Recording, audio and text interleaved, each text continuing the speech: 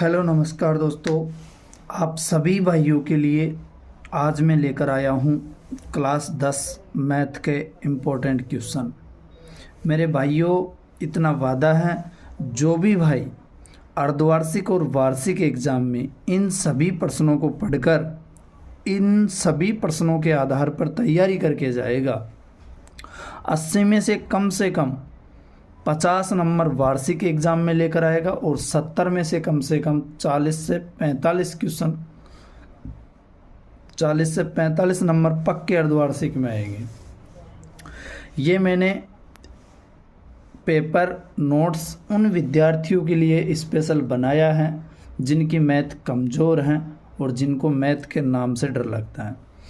मैं बिना कुछ देरी किए हुए वीडियो को शुरू करता हूँ और एक एक क्वेश्चन आपको समझाता हूँ।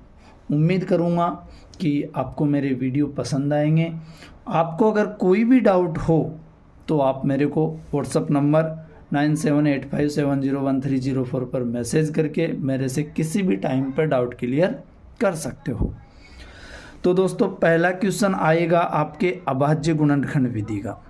अभाज्य गुणनखंड प्रश्नावली 1.1 में पहला प्रश्न है, जिसमें टोटल 5 क्वेश्चन दिए गए हैं। उनमें से एक संख्या का अभाज्य गुणनखंड आपसे 100% पूछेगा।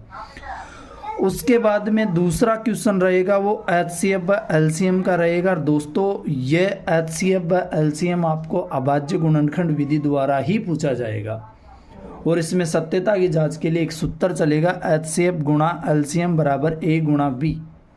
ठीक है मेरे भाइयों, एक आपको अपरिमेय संख्या सिद्ध करवाएगा, 101% अपरिमेय संख्या सिद्ध करवाएगा।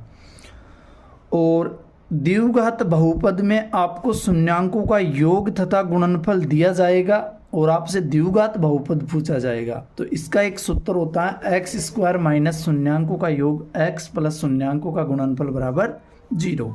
और शून्यांकों का योग का सूत्र होता है -b/a और शून्यांकों का गुणनफल होता है c/a। एक आपसे शून्यांकों का योग द्विघात समीकरण आपको देगा और शून्यांक ज्ञात करने के लिए आपको कहेगा, और वो होगा गुणनखंड विधि से।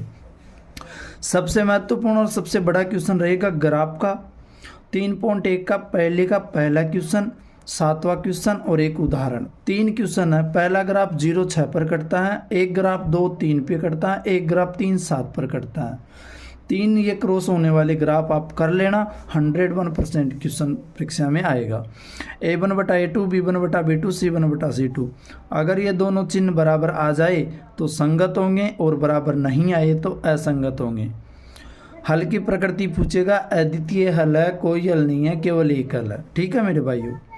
7वीं प्रश्नावली में से एक प्रश्न हमेशा आपसे पूछेगा भुज और कोटि का मान। 2 बिंदु आपको देगा जिसमें x और y का मान दिया गया होगा, जिसमें से x का मान होता है भुज का मान, y का मान होता है कोटि का मान। तो एक आपसे जरूर पूछेगा।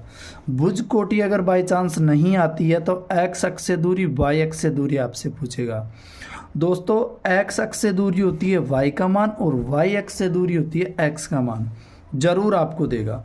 2 बिंदुओं के बीच की दूरी का सूत्र 100% याद करके जाना, प्रैक्टिस करके जाना। जिनको क्वेश्चन नंबर 6 7 8 9 10 आते हैं, 2 बिंदुओं के बीच की दूरी में कभी नहीं अटकेंगे। 7.1 में 7.2 में अंत विभाजन का सूत्र चलता है। उसका सूत्र होता है x बराबर m1 x2 plus m2 x1 बटा m1 प्लस m2। और इसके लिए आपको क्वेश्चन नंबर 1 क्वेश्चन नंबर 7 8 इनकी प्रैक्टिस अच्छे से करनी है। बात करते हैं 8.1 में लाल बटा कक्का वाले प्रश्नों की, जिसमें से आपको तीसरा, चौथा और 5वां क्वेश्चन इस प्रकार क्लियर करना है कि आपको अच्छे से है। और अगर ये आपको आ जाते हैं ना तो 5वें क्वेश्चन में सभी त्रिकोणमितीय अनुपात पूछे जाते हैं, तो 6ठा सूत्र आपको अच्छे से याद हो जाएंगे। 8.2 में बात करते हैं तो सारणी के मान के हिसाब से क्वेश्चन होता है। क्वेश्चन नंबर 1 क्वेश्चन नंबर 2 महत्वपूर्ण है।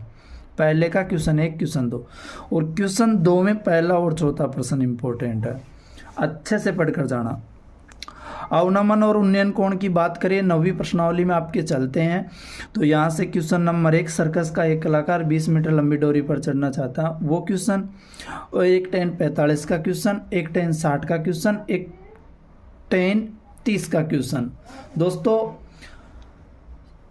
मीनार की छाया और ऊंचाई का अनुपात देकर आपसे क्वेश्चन पूछेगा। 10 का मान होगा 30, 45, 60, याद रखना। और एक आंधी आने से एक पेड़ इस कदर टूट जाता है कि टूटा हुआ भाग जमीन के साथ 30 डिग्री का कोण बनाता है। पेड़ की कुल ऊंचाई आपसे पूछेगा दोस्तों।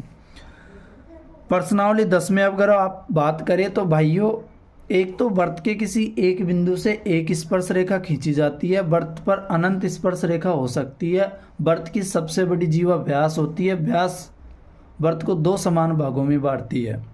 10.1 में से पहले में जो 5 अभ्यासद है उनमें से एक आएगा पक्का, ठीक है। उसके बाद वृत्त पर बाह्य बिंदु से स्पर्श रेखा की रचना आएगी जिसमें पाइथागोरस प्रमेय लगेगा, ठीक है। उसके बाद 11वीं प्रश्नावली की बात करेंगे तो त्रिज्य खंड का क्षेत्रफल 101% आएगा। त्रिज्य खंड का क्षेत्रफल पाई r स्क्वायर थीटा बटा 360, जिसमें आपको त्रिज्या का मान दिया रहेगा और थीटा का मान आपको दिया जाएगा। 12वीं प्रश्नावली में अपन बात करते हैं तो दोस्तों एक बेलन आएगा जरूर 101%। बेलन आएगा, बेलन, शंकु, घन, घनाभ, चारों में से 2 आएंगे 100%। 13वीं प्रश्नावली में एक तो आप माध्य ज्ञात करके जाना 13.1 में। 13.2 और 3 में माध्य और बहुलक है। एक माध्य या बहुलक में से एक प्रश्न आएगा, दोनों में से एक आएगा और इसका पहला दूसरा करना, इसका पहला दूसरा तीसरा कर लेना।